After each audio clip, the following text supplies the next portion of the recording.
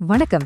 தமிழ்நாட்டுல இருக்கிற நம்ம ஒவ்வொருத்தருக்கும், குறிப்பா நடுத்தர குடும்பங்கள், வாடகை வீட்ல இருக்கிறவங்க, அப்புறம் சிறு தொழில் செய்யறவங்களுக்கு மாசம் பிறந்தாலே ஒரு பெரிய டென்ஷன் இந்த கரண்ட் பில் தாங்க.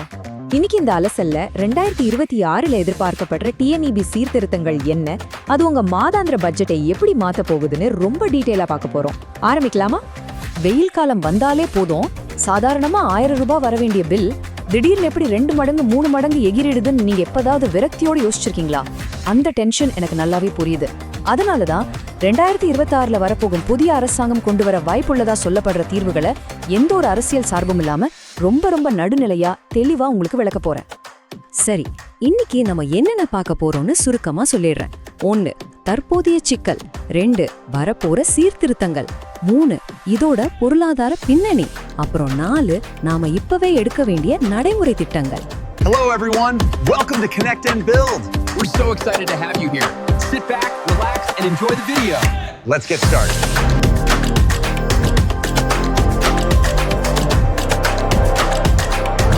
Like, share, and subscribe to Connect and Build to be a part of our team.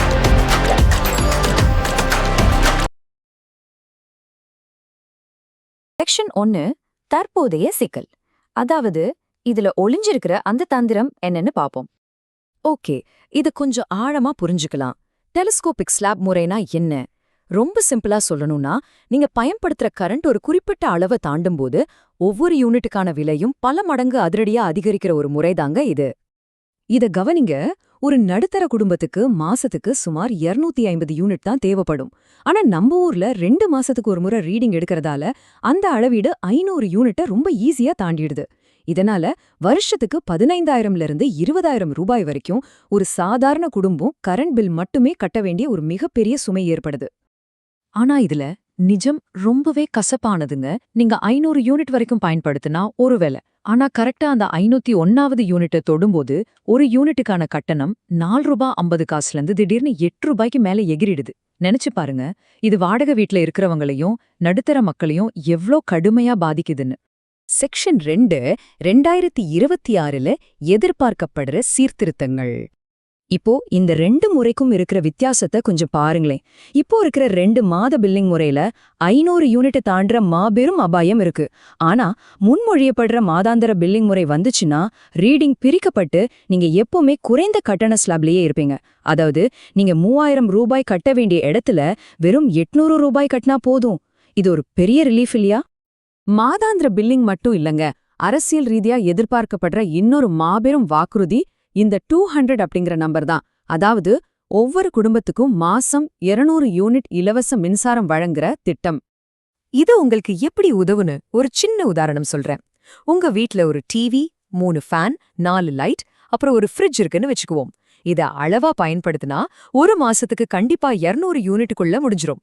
அப்போ உங்க பில் 100% 0. அதையும் தாண்டி நீங்க பயன்படுத்தினா அந்த கூடுதல் யூனிட்டுக்கு மட்டும் ரொம்ப குறைவான கட்டணம் செலுத்தினா போதும். செக்ஷன் 3. இந்த இலவசத்துக்கான நிதி எங்கிருந்து வரும், இதோட பொருளாதார பின்னணி என்னன்னு பார்க்கலாம். இப்போ ஒரு முக்கியமான கேள்வி, இந்த இலவச மின்சாரத்துக்கான நிதி எங்கிருந்து வரும்? ஏற்கனவே பல்லாயிரம் கோடி கடன்ல இருக்கிற டிஎன்இபி மாநில அரசைய தீவாளாக்காம இதை எப்படிங்க சமாளிக்க முடியும்? இதை எப்படி சாத்தியம்னு சொல்றேன் கேளுங்க. இதை வெறும் இலவசமா பார்க்காம சில கட்டமைப்பு ரீதியான சீர்திருத்தங்கள் மூலியமா தான் சாத்தியப்படுத்த முடியும். 1. மின் திருட்டு தடுக்க ஸ்மார்ட் மீட்டர்கள். 2. நிலக்கரி செலவை குறைக்க சோலார் மற்றும் பசுமை மின்சாரம்.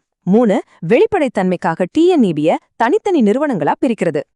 இப்போ இதுல ரொம்ப சுவாரஸ்யமான விஷயம் என்னன்னு இங்க கவனிங்க. உற்பத்தியாகிற மின்சாரத்துல கிட்டத்தட்ட 15-20% வரைக்கும் திருட்டலையும் விநியோகத்திலையும் வீணாகுது.